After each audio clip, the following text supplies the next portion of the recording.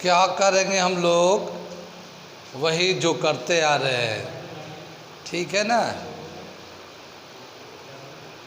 तो आगे का क्वेश्चन करने जा रहे हैं।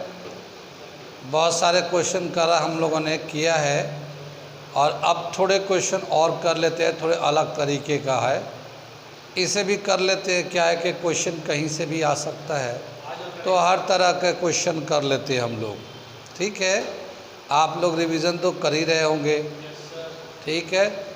जो देखने वाले हैं वो भी कर रहे होंगे रिवीजन, तो करते रहिए, ध्यान दीजिए, क्योंकि ध्यान में ही ज्ञान है। आज करिए, कल अगर अच्छा करना चाहते हैं तो ठीक है, वरना ये वक्त भी निकल जाएगा, फिर बाद में हम लोग यही कहते रहेंगे कि जब वक्त होता है तो एहसास नहीं होता, और जब एहसास होता है तो वक्त नहीं होता। तो कर रहे हम लोग न्यूमेरिकल वक्त पे, ठीक है ना।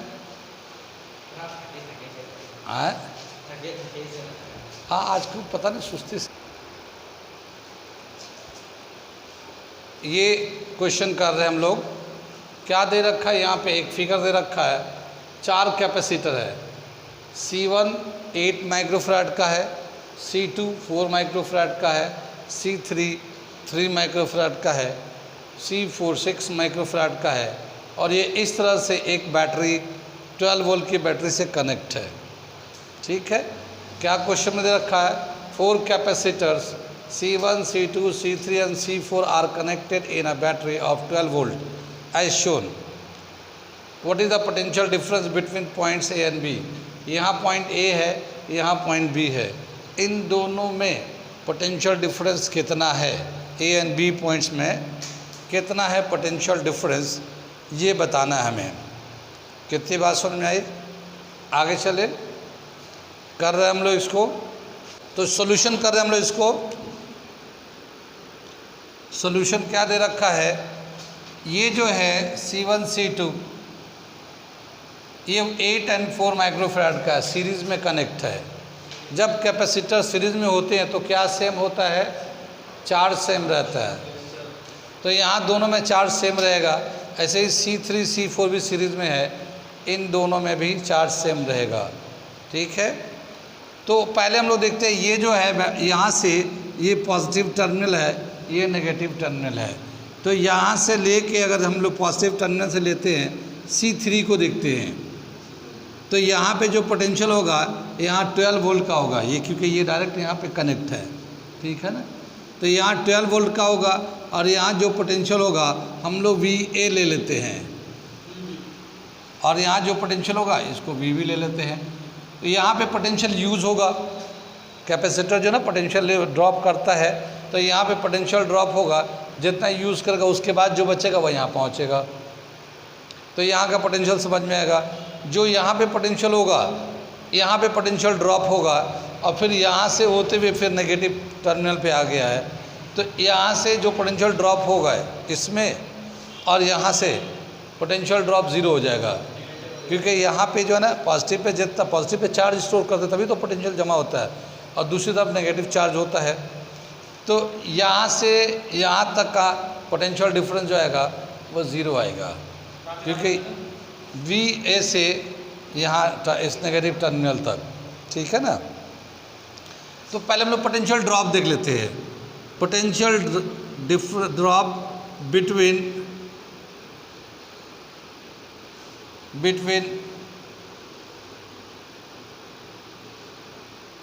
V एंड VA, ठीक है ना। यहाँ बैटरी से यहाँ तक का कितना पोटेंशियल ड्रॉप होगा, तो ये होगा V यहाँ पे 12 वोल्ट का है, और यहाँ पे जो पोटेंशियल आएगा वो VA आएगा। ये जितने का डिफरेंस होगा वो potential difference between the capacitor ये C1 पे आएगा। या फिर हम लोग ये भी लिख सकते हैं, इसको हम लोग दोबारा लिख सकते हैं, potential drop across capacitor C1,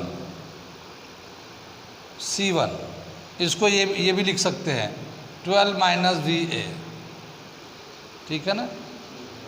ऐसे ही पोटेंशियल ड्रॉप अक्रॉस कैपेसिटर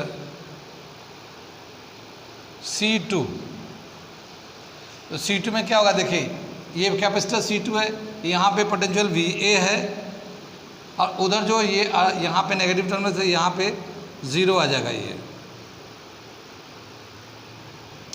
तो ये आ जाएगा VA के बराबर ही रहेगा यहाँ पे।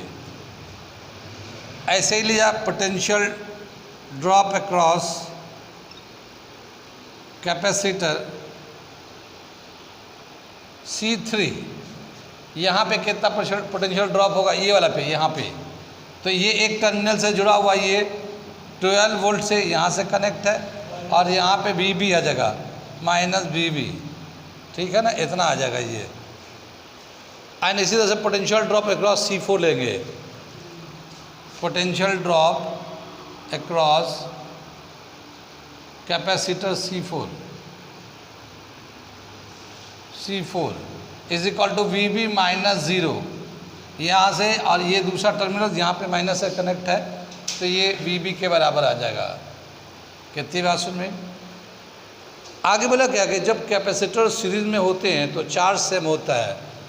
Hair capacitors C1 and C2 are in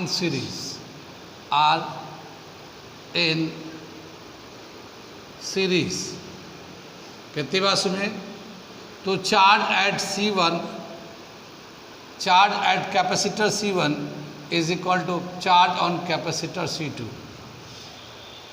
series में चार्ज बराबर होते हैं, तो जितना चार्ज इस वाले C1 कैपेसिटर पे होगा उतना ही चार्ज C2 वाले पे भी होगा, तो Q1 is equal to Q2 के बराबर कर दिया।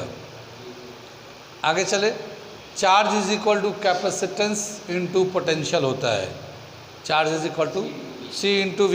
तो इसका कैपेसिटेंस C1 है और यहाँ पे जो पोटेंशियल ड्रॉप है 12 VA है। ये देखिए कैपेसिटर C1 के अक्रॉस पोटेंशियल ड्रॉप इतना है, 12 VA है, ठीक है ना।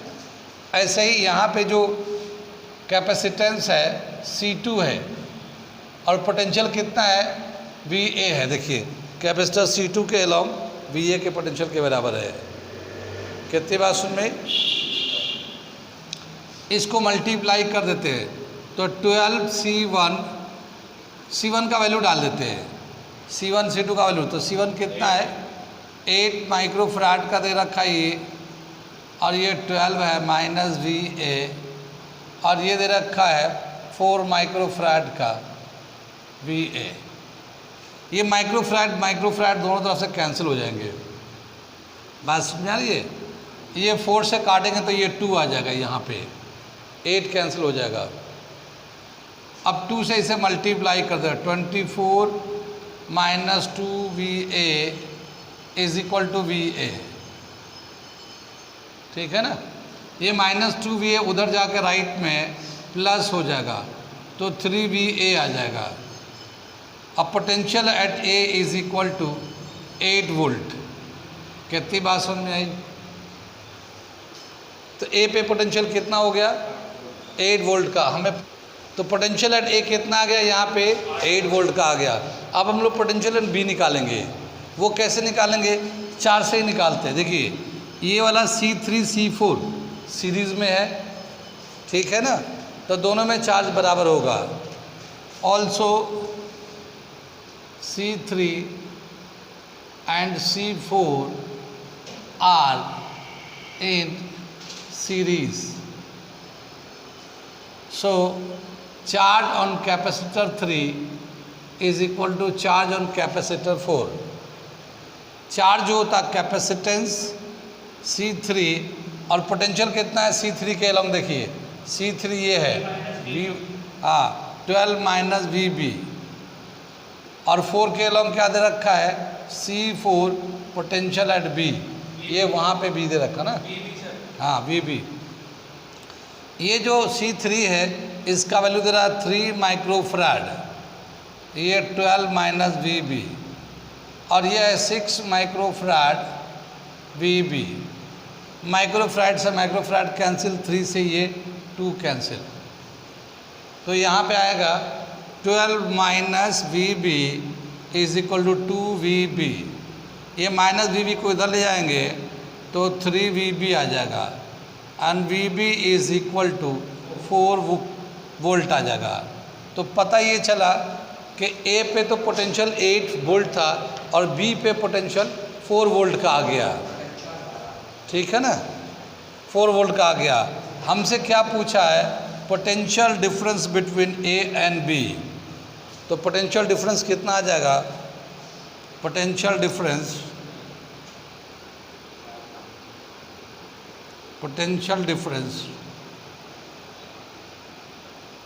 Between points A and B is equal to 8 minus 4 volt. तो A एंड B के बीच में 4 वोल्ट का डिफरेंस है, ठीक है ना, ये हम लोगों ने निकाला। ये थोड़ा अलग तरह का सवाल है, किस तरह से यूज़ करके बना रहे हैं ये देख रहे हैं आप लोग, ठीक है ना, नोट कर लीजिए। ये अगला क्वेश्चन दे रखा, क्या दे रखा है इसमें, एक कैपेसिटर C1 है, एक दूसरा कैपेसिटर C2 है, एक बैटरी E2 है, एक E1 है। और इस तरह से देखिए, ये पॉजिटिव को ये पॉजिटिव से कनेक्ट कर दिया, इसका नेगेटिव को पॉजिटिव से कनेक्ट कर दिया है, ठीक है ना, और इधर से नेगेटिव को पॉजिटिव से कनेक्ट किया है और इसका नेगेटिव को नेगेटिव से कनेक्ट किया है, ठीक है।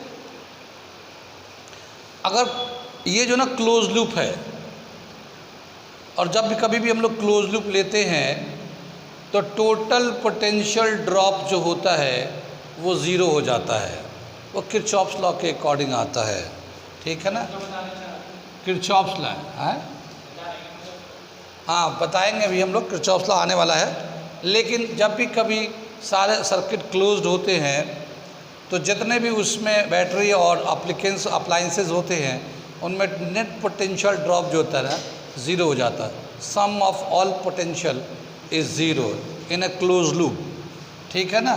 तो सोल्यूशन कर रहे हैं हम लोग, sum of all potential drop in a closed loop is 0, ठीक है ना। ये पूरा जितना भी इसमें अप्लाइंसेस लगे हुए हैं इनका सारे पोटेंशियल ड्रॉप को हम लोग ज़ीरो ले लेते हैं।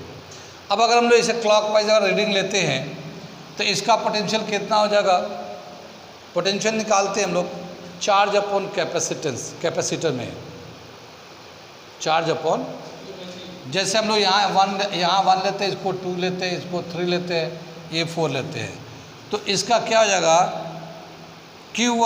Q upon C1 is equal to potential यहाँ पे कितना है ना, और यहाँ पे फिर E2 आ गया हमारा, ये E2 ले लिया, इसको क्लॉकवाइज लेते हैं तो फिर ये प्लस जो है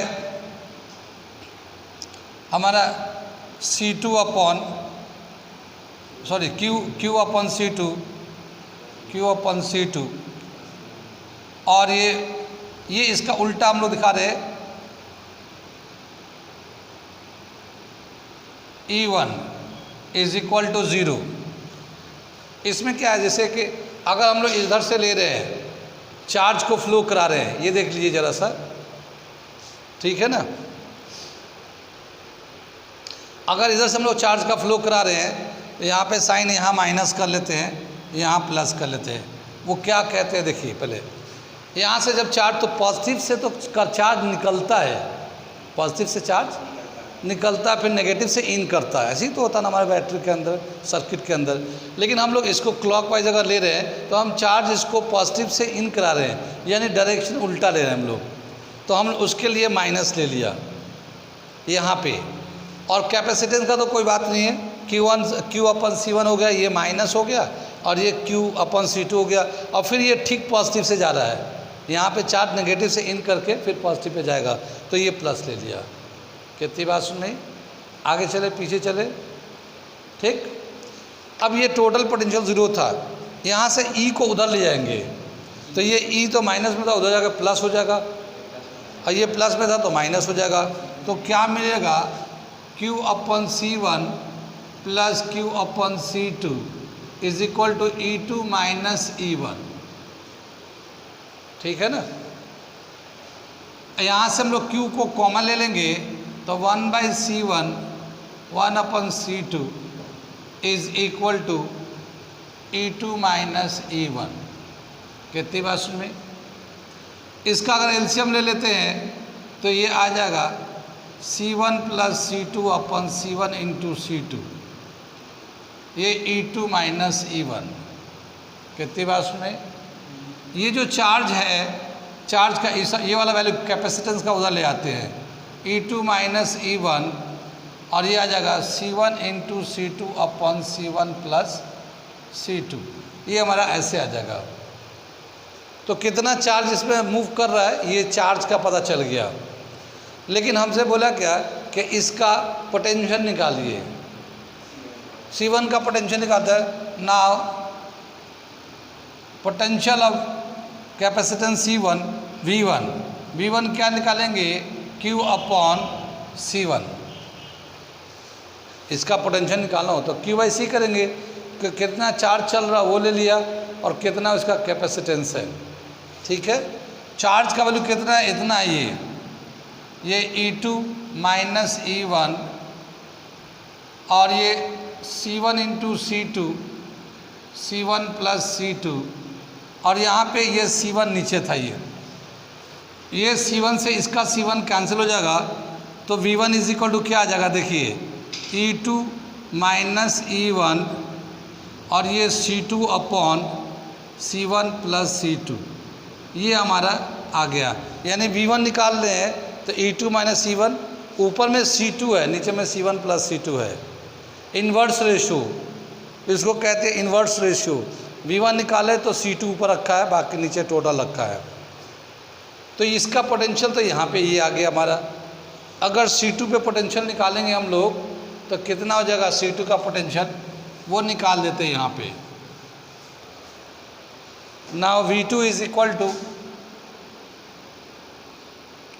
Q/C2, है ना, और Q का वैल्यू है हमारे पास E2 minus E1 C1 into C2/C1 plus C2, ये तो Q का वैल्यू हो गया, और ये C2 ये नीचे का हो गया, ये C2 से ये C2 कैंसिल हो जाएगा और V2 आ जाएगा E2 माइनस E1 और यहाँ पे C1/C1 C2, ये हमारा पोटेंशियल आ गया। ये कितनी बात सुन रही, तो ये हमारा रिलेशन आ गया पोटेंशियल का। इस तरह का सर्किट डायग्राम का निकाला हम लोगों ने, ठीक है ना।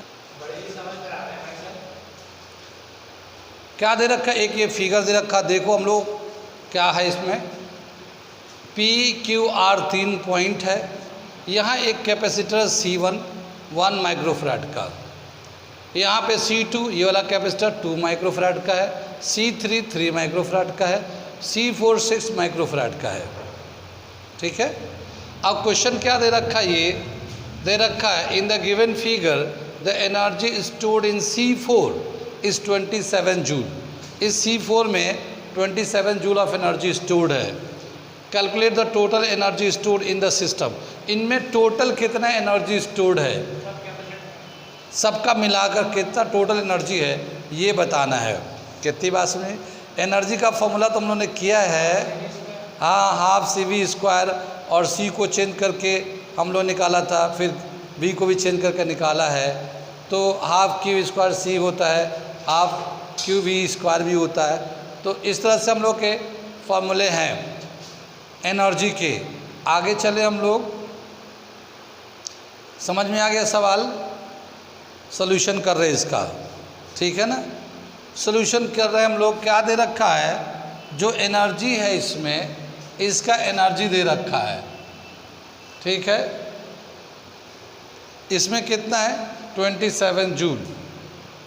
कितनी बात में, इसका कैपेसिटेंस दे रखा है और ये देखिए ये तीनों कैपेसिटर पैरेलल में कनेक्ट हैं, तो इनमें तीनों में क्या सेम होगा? पोटेंशियल सेम हो गया। हाँ, तो जितना पोटेंशियल इसका होगा C4 का होगा, वही पोटेंशियल C3 का भी होगा, वही पोटेंशियल C2 का भी होगा। तो हम लोग इस एनर्जी के फॉर्मूले से पोटेंशियल निकाल लेते हैं यहाँ से। कितनी बात सुनी?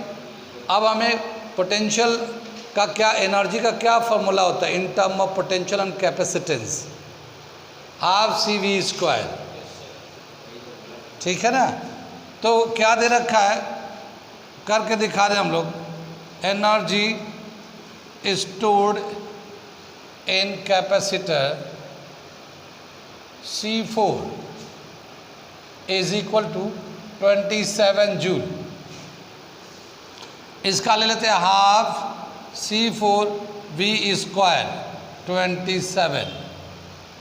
ठीक है, हाफ C4 का वैल्यू कितना है? 6 माइक्रोफैराड, 6 माइक्रोफैराड, और ये V into V² is equal to 27।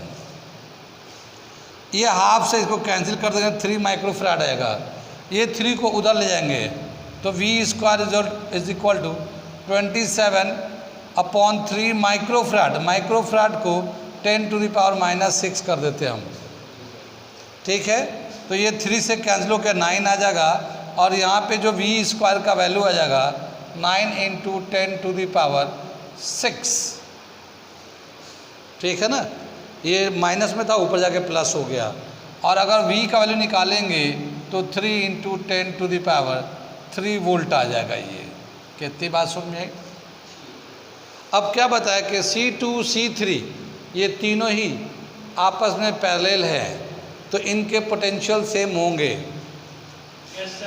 In the figure C2 C3 and C4 are in parallel, so its potential will be same, potential will be same। यानी ये जो potential आया है किसके क्रॉस आया है? C4 पे निकाला है, लेकिन यही पोटेंशियल इसके लिए भी होगा, C3 के लिए भी होगा, और यही पोटेंशियल C2 के लिए भी होगा। तो अब हम लोग energy store in C2 C3 कितना हो जाएगा वो निकाल लेते हैं। तो energy stored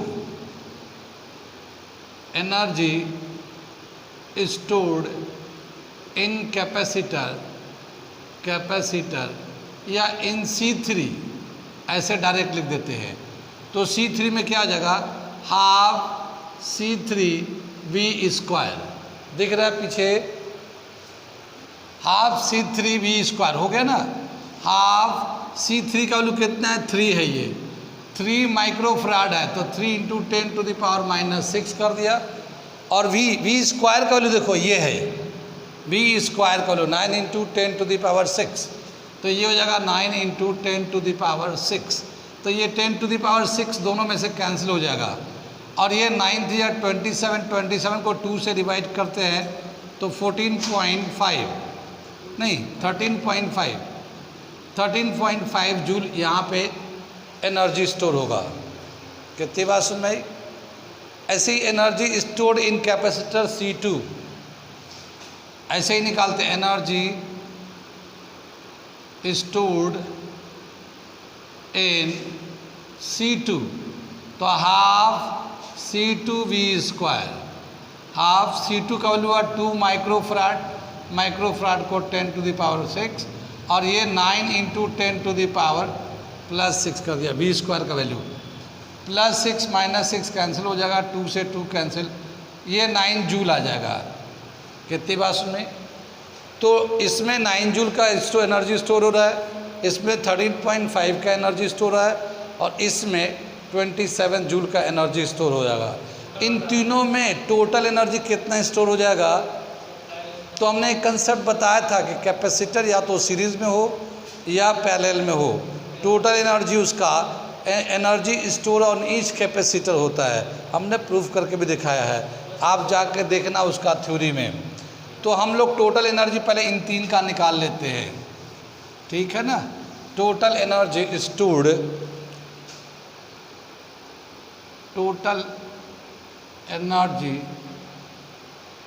stored in C2, C3 and C4 is equal to 9 joule plus 13.5 joule plus 27 joule. Total कितना हो जाएगा 49.5 जूल। चेक करिए, इतना एनर्जी इसका स्टोर हो गया इसमें। ठीक है, आगे दे रखा, अगर हम लोग इन तीनों को इक्विवेलेंट कैपेसिटेंस निकाले, इन तीनों का पैरेलल वाले का, तो कितना होगा इक्विवेलेंट कैपेसिटेंस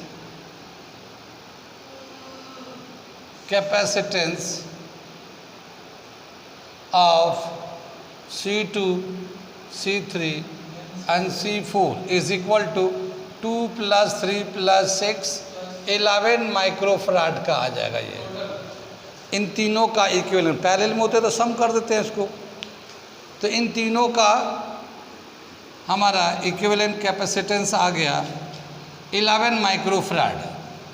जब इस सर्किट डायग्राम को अगर दोबारा से अगर बनाना चाहेंगे, नोट कर लिए ना, इसको मैं मिटा रहा हूँ सबको, तो इसका रीड्रॉ करेंगे दोबारा से फिगर को, तो कैसा फिगर बन जाएगा, एक कैपेसिटर यहाँ है C1 1 माइक्रोफराड का है, और ये P पॉइंट था, ये Q पॉइंट है, और फिर एक यहाँ कैपेसिटर आ जाएगा, इसका 11 माइक्रोफराड, C डैश ले लेते हैं 11 माइक्रोफराड का, और यहाँ पे फिर एक पॉइंट R आ जाता है।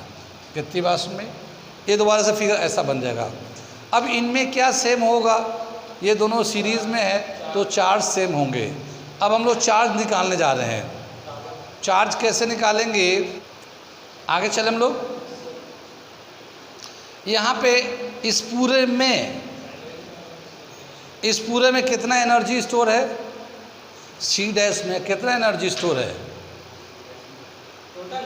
हाँ सी डैश में 3 कैपेसिटर, तीनों को मिला के 49.5 जूल ऑफ एनर्जी स्टोर है इन तीनों में। तो इसकी जो एनर्जी है 49.5 जूल। ठीक है, तो हम लोग इस पे चार्ज कितना है ये निकालते हैं। एनर्जी का चार्ज एंड कैपेसिटर के रेस्पेक्ट में क्या फॉर्मूला है, एनर्जी का चार्ज एंड कैपेसिटर के रेस्पेक्ट में क्या फॉर्मूला है, देख लो। एनर्जी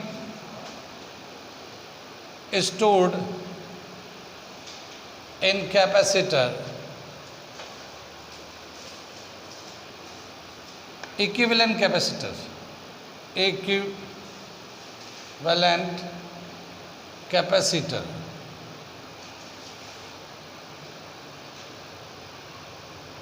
इक्विवेलेंट कैपेसिटर 49.5 जूल है, और इसका जब चार्ज एंड कैपेसिटेंस के टर्म लिखे था half Q square upon C dash 49.5 joule. आप लोग रिवीजन करो किसके टर्म में यूज़ करना है, कैसे करना है। हम ऐसा क्यों कर रहे हैं, क्योंकि हमें चार्ज निकालना है। ठीक है ना, तो चार्ज निकालने के लिए, क्योंकि इन दोनों पे चार्ज, तो जितना इस पे चार्ज होगा वही चार्ज इस पे भी होगा।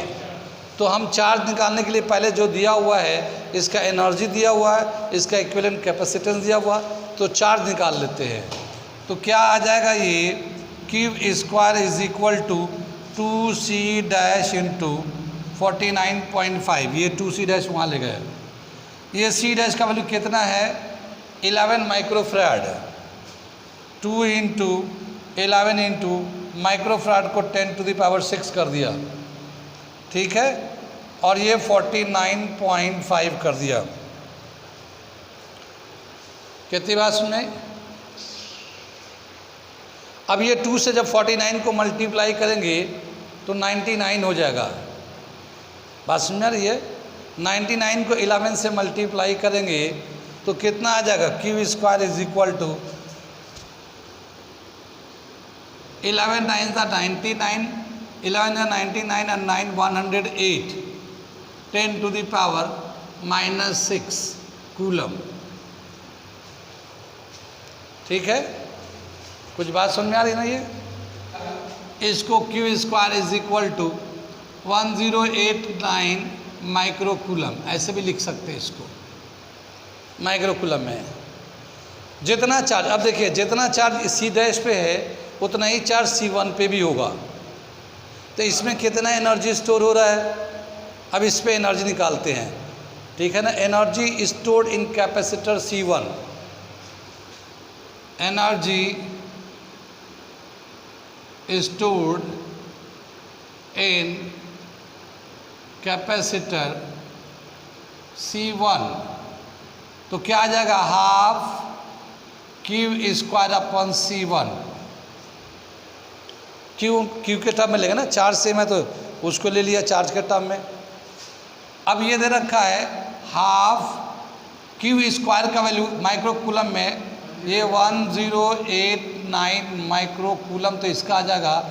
और इसका जो 1 माइक्रोफराड है कैपेसिटेंस, तो माइक्रोकूलम माइक्रोफराड से कैंसिल हो जाएगा, और ये 2 से काटेंगे तो 544.5 जूल आ जाएगा। तो इस पे कितना आ गया, 544.5 जूल ऑफ एनर्जी इस वाले C1 पे स्टोर हो रहा है, इतने एनर्जी। अब क्या बताया, पूरे सिस्टम पे कितना चार्ज एनर्जी स्टोर हो रहा, पूछा ना पूरे सिस्टम से, तो total energy stored in the system पे कितना हो जाएगा ये, तो पहले 49.5 था वो 3 पे, और ये 544.5, इन सब को प्लस करेंगे तो कितना आ जाएगा आपका, इसका टोटल आ गया हमारा 594 जूल। तो टोटल एनर्जी दे रखा है, energy total 594 joule of energy, इसको टोटल करेंगे तो आ जाएगा। हाँ लेंदी था, लेकिन हाँ इसमें तो कंपटीशन में कुछ भी पूछ सकता है ना, लेकिन ये एनर्जी से क्वेश्चन कराया है कि कैपेसिटर पे एनर्जी कैसे कैलकुलेट करेंगे हम लोग। तो कैसे दे रखा था, एक एनर्जी दिया था यहाँ पे इसका C4 का, तो हम लोगों ने पोटेंशियल निकाल लिया इससे, और इन सब का पोटेंशियल, ये पैरेलल में तो पोटेंशियल बराबर होगा, तो पोटेंशियल वो और इसका कैपेसिटर मिला के इसका भी एनर्जी निकाल दिया, ठीक है ना। फिर इसके बाद इसका इक्विवेलेंट कैपेसिटेंस कर दिया, तो ये आ गया इक्विवेलेंट कैपेसिटर, इसके साथ सीरीज में। अब चार्ज चाहिए, क्योंकि सीरीज में चार्ज बराबर होता है, तो उस एनर्जी के हेल्प से, यानी इतने के हेल्प से चार्ज एंड कैपेसिटेंस ले लिया। तो हम लोग ने चार्ज एंड कैपेसिटेंस यूज़ किया, देखिए ये चार्ज एंड कैपेसिटेंस तो था ही था हमारे पास, चार्ज निकाल दिया, जितना चार्ज हमारा इस पे होगा उतना ही चार्ज इस पे होगा। अब चार्ज एंड कैपेसिटेंस से इस पे एनर्जी कितना स्टोर होगा वो निकाल लिया, और फिर टोटल कर दिया। कितनी बात सुन में, आगे चलते हैं, अगला क्वेश्चन करते हैं। समझ में आ रही बात, ये क्वेश्चन कर रहे हैं हम लोग, क्या दे रखा देखिए, इसको फिगर को मैं समझाता हूँ। C1 कैपेसिटर है, C2 कैपेसिटर है, 1 माइक्रोफैराड 2 माइक्रोफैराड, और ये जो ना 3 ओम का बीच में रजिस्टेंस लगा हुआ है, ऐसे ही 2 रजिस्टर यहाँ लगा हुआ 2 ओम का 1 ओम का। ये बैटरी है, इसका पोटेंशियल 4 वोल्ट है, और रेजिस्टेंस जो है इंटरनल रेजिस्टेंस 1 ओम है। कितनी बात सुन में, इंटरनल रेजिस्टेंस 1 ओम है। क्वेश्चन क्या दे रखा वो मैं पढ़ के सुनाता हूँ। In the given circuit calculate the potential difference across the 2 microfarad capacitor in steady state if the internal resistance of the battery is 1 ओम। ये 2 ओम पे, यहाँ पे 2 ओम वाला 2 माइक्रोफैराड कैपेसिटर पे कितना पोटेंशियल ड्रॉप होगा इस सर्किट डायग्राम में, ये बताया है। कितनी बात सुनिए, ये पहला क्वेश्चन हम लोग कर रहे हैं जिसमें कैपेसिटर और रेजिस्टेंस दोनों एक साथ यूज़ कर रहे हैं। पहला क्वेश्चन कर रहे हैं, कितनी बात सुनिए। स्टेडी स्टेट का क्या मतलब होता है वो समझ लें। हाँ ना बढ़ रहा है, यानी इनिशियली जो है ना, इस पे जब चार्जिंग करते हैं तो इस पर पॉजिटिव चार्ज देते हैं, इस पे नेगेटिव चार्ज आता है, फिर इसके पीछे वाला पॉजिटिव चार्ज इससे जाता है शुरू में इनिशियल स्टेज में, तो उस वक्त तो करंट होता है। लेकिन जब स्टेडी हो जाता है, स्टेडी का मतलब बिल्कुल स्मूथ हो जाता है, तो फिर ये जो है इसमें कोई करंट नहीं चलता, इसमें कोई करंट नहीं चलेगा। तो ये जो ना ओपन सर्किट की तरह बिहेव करता है।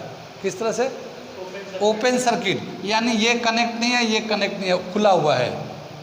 तो अब जो सर्किट कनेक्ट होगा वो किस तरह से होगा? वो यहाँ से, यानी कि इसमें जो करंट यहाँ से ऐसे जाके ऐसे वापस आ जाएगा, इस वाले से, इन स्टेडी स्टेट। कितनी बात सुन में? तो यहाँ से जब जाएगा इस तरह से, तो इसमें देखिए दो रजिस्टर यहाँ पे है, 2 ओम 1 ओम और एक इंटरनल रजिस्टर। तो टोटल रेजिस्टेंस कितना हो जाएगा? 4 ओम। और बैटरी कितना? 4 पोटेंशियल। तो करंट कितना जा रहा होगा यहाँ से? वो करंट निकालते हैं, ठीक है ना। तो सॉल्यूशन कर रहे हैं हम लोग in steady state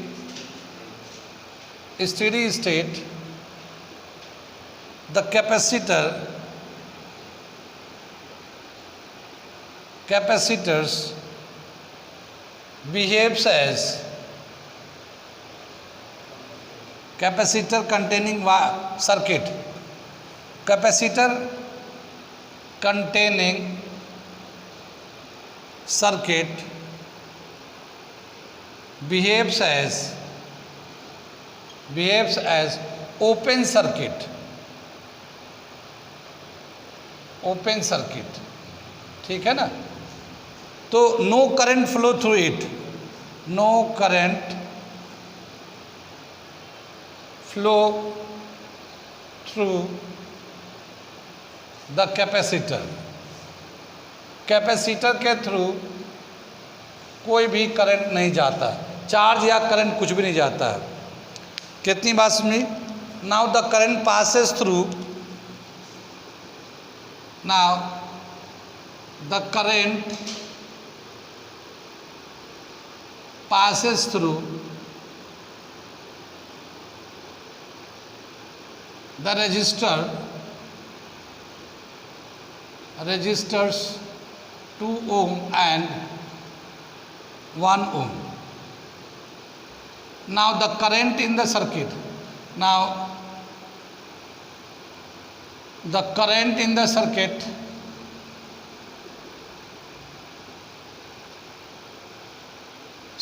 is equal to I is equal to potential upon resistance, net resistance। अब यहाँ पे पोटेंशियल जो बैटरी से सप्लाई है वो तो 4 वोल्ट का है, और ये रजिस्टर और इसका इंटरनल जो तीनों सीरीज़ में है। तो रेजिस्टेंस जब सीरीज़ में होता है तो डायरेक्ट प्लस हो जाते हैं। तो क्या आ जाएगा? 2 + 1 प्लस इंटरनल रेजिस्टेंस 1, तो ये 4 आएगा, 4 को 4 यानी 1 एम्पियर का इसमें करंट चलेगा। कितनी बात समझ में आई? आगे चले।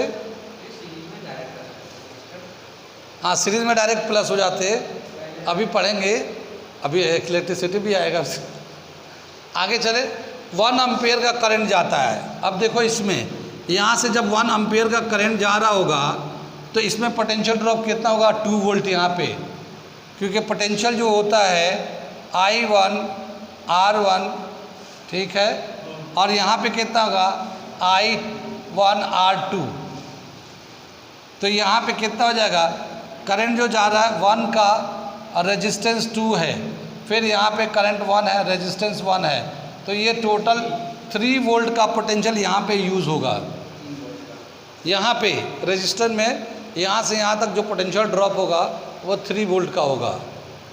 अब ये जो 3 वोल्ट है, ये और ये दोनों पैरेलल में कनेक्ट है, दोनों पैरेलल में कनेक्ट है। तो 3 वोल्ट यहाँ अगर यूज़ हो रहा है तो 3 वोल्ट यहाँ पे भी यूज़ हो रहा होगा, क्योंकि पैरेलल में पोटेंशियल बराबर होते हैं। आगे चलें तो यहाँ पे इसके अलोंग अगर मान लो इस पर कोई लेवलिंग कर लेते हैं, इसको यहाँ पे लेवलिंग कर लेते हैं, इसको ए बी नाम देते हैं, यहाँ ए नाम देते हैं, यहाँ बी नाम देते हैं। तो पोटेंशियल डिफरेंस ए बी के बीच में कितना हो जाएगा? Potential difference between A and B वो 3 हो जाएगा। Potential difference between A and B is equal to 3 volt, ठीक है ना।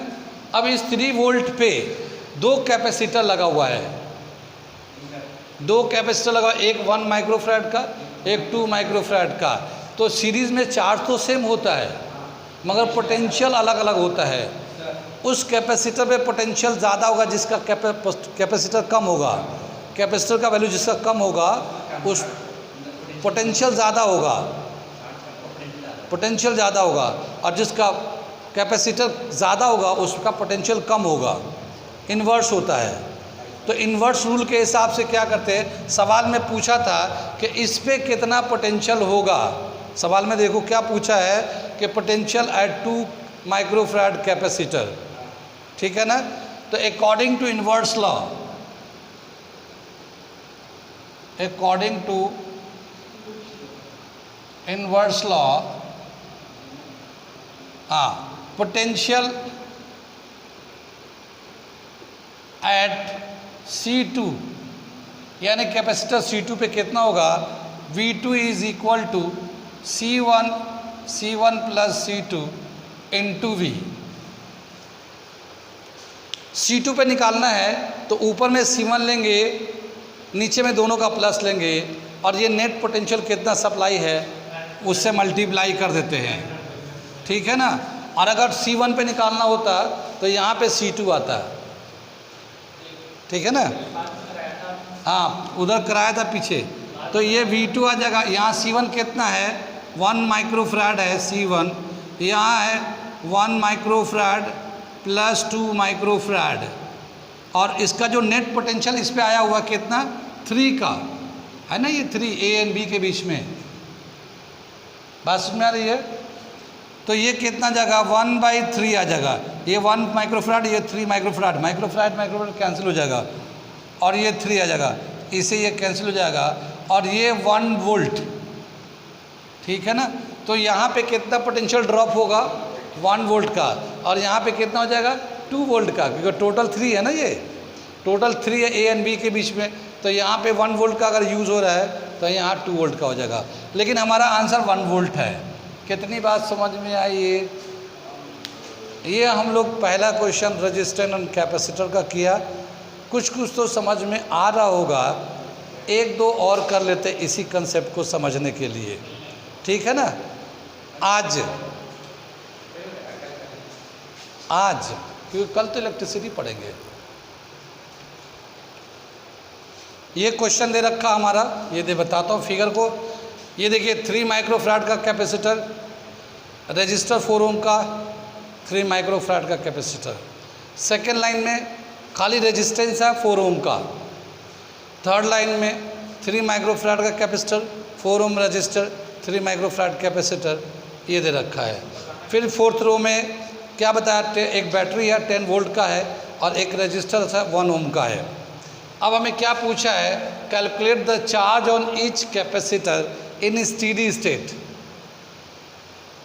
स्टेडी स्टेट में कैपेसिटर पे कितना चार्ज है ये बताना है। कितनी बात समझ में, करते हम लोग सोल्यूशन। इसका सोल्यूशन करेंगे तो क्या आएगा देख लो। स्टेडी स्टेट का मतलब ये होता है जब ये फुल्ली चार्ज हो जाता है कैपेसिटर, और जब फुल्ली चार्ज हो जाएगा तो ये ओपन सर्किट की तरह बिहेव करता है, तो इसमें कोई करंट नहीं चल रहा होगा, इस वाले में भी कोई करंट नहीं जाएगा, जीरो। तो किस में करंट जा रहा होगा, यहाँ से बैटरी से होते हुए ये जो 4 ओम का जो रजिस्टर लगा हुआ है इससे होते हुए करंट ऐसे आएगा, ऐसे जाएगा। बात समझ में आ रही है, कहीं नहीं जाएगा क्योंकि ये ओपन सर्किट, ये भी ओपन सर्किट है। हाँ, यहीं से जाएगा, इसे ओपन से कैसे करंट पास करेगा, अभी बता रहा हूँ ना बाबा, बता रहा हूँ, ठीक है। आगे चले तो जो करंट जा रहा है वो ऐसे जा रहा है। अब इस वाले लाइन में यानी इस सर्किट में टोटल रेजिस्टेंस कितना हो जाएगा, 4 ओम का तो ये है और 1 ओम का ये है, तो टोटल 5 ओम का रजिस्टर हो जाएगा, ठीक है ना। तो क्या लिखते हैं हम लोग, in steady state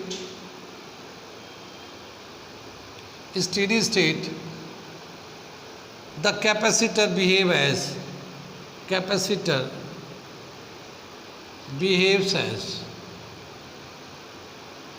behaves as open circuit ठीक है ना, ये ओपन सर्किट की तरह बिहेव करेगा, तो करंट इधर से नहीं जाएगा। The current will flow through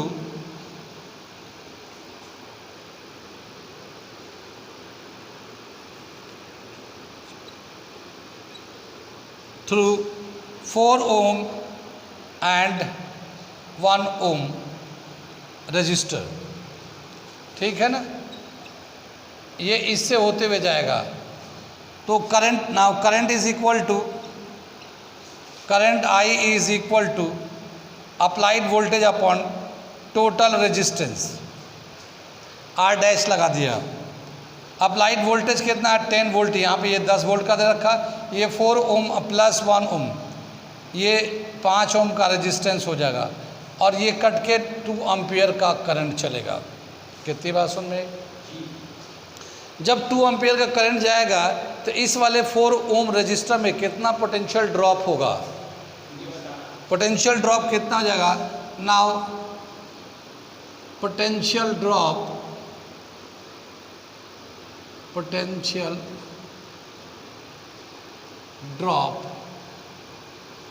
across 4 ohm resistor, potential क्या होता है, V is equal to I into R होता है। तो I कितना 2, रेजिस्टेंस कितना 4, 8 वोल्ट। कितनी बात सुन रही, 8 वोल्ट का ड्रॉप होगा। कितनी बात सुन रही। अब देखिए इस वाले सर्किट पे 8 वोल्ट का ड्रॉप हो रहा है, और ये जो है 2 कैपेसिटर 1 रजिस्टर, ये भी तो ये इसके पैरेलल है और ये वाला भी इसके पैरेलल है, तो दोनों पे पोटेंशियल 8 का ही रहेगा। हाँ 8 पोटेंशियल इसका है, तो यहाँ पे भी 8 होगा, यहाँ पे भी 8 होगा। कितनी बात सुन भाई। अब इन दोनों में ये दोनों ही कैपेसिटर 3-3 माइक्रोफैराड के हैं, दोनों पे कैपेसिटेंस बराबर है, तो दोनों पे पोटेंशियल बराबर डिस्ट्रीब्यूट होगा। सीरीज़ में जब होता है तो चार्ज सेम होता है, पोटेंशियल डिस्ट्रीब्यूट होता है। जिसका कैपेसिटेंस ज़्यादा होता है उसका पोटेंशियल कम होता है, जिसका कैपेसिटेंस कम होता है उसका पोटेंशियल ज़्यादा होता है। लेकिन यहाँ पे दोनों ही कैपेसिटेंस बराबर है, दोनों का ही कैपेसिटेंस बराबर है, तो दोनों का पोटेंशियल कितना होगा, बराबर होगा। अब ये 8 का अगर मिला हुआ 8 पोटेंशियल है, तो 4 इसके पोटेंशियल ड्रॉप होगा, 4 इसका होगा, तो पोटेंशियल ड्रॉप यहाँ पे इतना हो जाएगा। अगर यहाँ लेंगे इसमें भी वही केस है, 3 माइक्रोफैराड 3 माइक्रोफैराड, 8 का पोटेंशियल डिफरेंस है, तो 4-4 होगा। ठीक है, तो क्या लिखेंगे, द पोटेंशियल ड्रॉप और डिफरेंस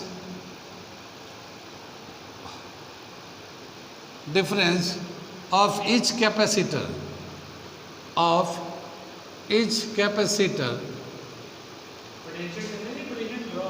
पोटेंशियल ड्रॉप कर लो, पोटेंशियल ड्रॉप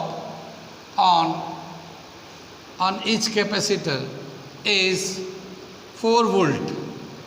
कितनी बात सुन में, जैसे समझाया ये यहाँ से यहाँ तक पोटेंशियल डिफरेंस 8 का था, 2 कैपेसिटर दोनों बराबर है, दोनों पे पोटेंशियल बराबर आएंगे, और 8 का 4 इसके पास 4 इसके पास जाएगा, तो वही हाल यहाँ पे भी होगा। अब हमें बताया गया कि चार्ज कितना स्टोर होगा, calculate the charge on each capacitor.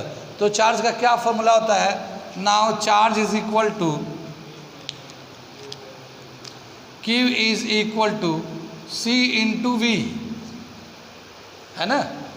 हर का कैपेसिटर कितना है 3 microfarad, 3 into 10 to the power 6 minus 6, और पोटेंशियल कितना है 4 वोल्ट। कितनी बात में, तो 12 into 10 to the power minus 6 coulomb charge हो जाएगा, या फिर 12 माइक्रो कूलम चार्ज। तो सभी कैपेसिटर पे जो चार्ज आएंगे 12 माइक्रो कूलम के बराबर आएगा। ठीक है, 12 माइक्रो सब पे आएगा ये, और यही आंसर हो गया 12 माइक्रो कूलम। क्या समझ में आए इसमें, यानी जब भी कभी स्टेडी स्टेट होता है तो वो कैपेसिटर से कोई चार्ज कोई करंट नहीं चलता, ओपन सर्किट हो जाता है। तो जिधर रेजिस्टेंस होता है, जिस सर्किट में रेजिस्टेंस सर्किट कंप्लीट कर रहा है, उसका हम लोग फिर करंट निकालते हैं। तो उनका कितना नेट रेजिस्टेंस है वो निकालते हैं, पोटेंशियल कितना दिया हुआ वो उससे करंट निकालते हैं, और फिर जितना करंट आता है पोटेंशियल ड्रॉप निकालते हैं। उस सर्किट पे जब पोटेंशियल ड्रॉप होता है जिसमें कैपेसिटर है उसके भी बराबर हो जाता है, क्योंकि वो पैरेलल में कनेक्ट है तो पैरेलल में पोटेंशियल सेम होता है। और फिर उसी हिसाब से अगर बराबर है तो दोनों पे पोटेंशियल सेम होगा, या कम ज़्यादा है तो इन्वर्स लॉ से निकाल लेंगे, जो पिछले वाला क्वेश्चन में किया था। कितना समझ में है? कितने कैसे कैसे सवाल हम लोगों ने कराए, बहुत सारे सवाल कराए हैं अच्छे, मगर अभी भी बहुत सवाल बाकी है। आप लोग प्रैक्टिस करो अपने शीट से, और कोशिश करो करने के लिए। जो नहीं आएगा हमसे पूछिए, ठीक है? तब तक के लिए ये चैप्टर अभी ख़त्म हो गया। अगला हम लोग चैप्टर शुरू करेंगे इलेक्ट्रिसिटी। तब तक के लिए लाइक करो, शेयर करो, सब्सक्राइब करो, जो जी में आए वो करो, पर अपने करियर का ध्यान करो, क्योंकि अपने करियर को बनाना ज़्यादा ज़रूरी है, ठीक है ना? मेरे कहने का मतलब ये है कि जो चाहो वो करो का मतलब ये नहीं है कि बस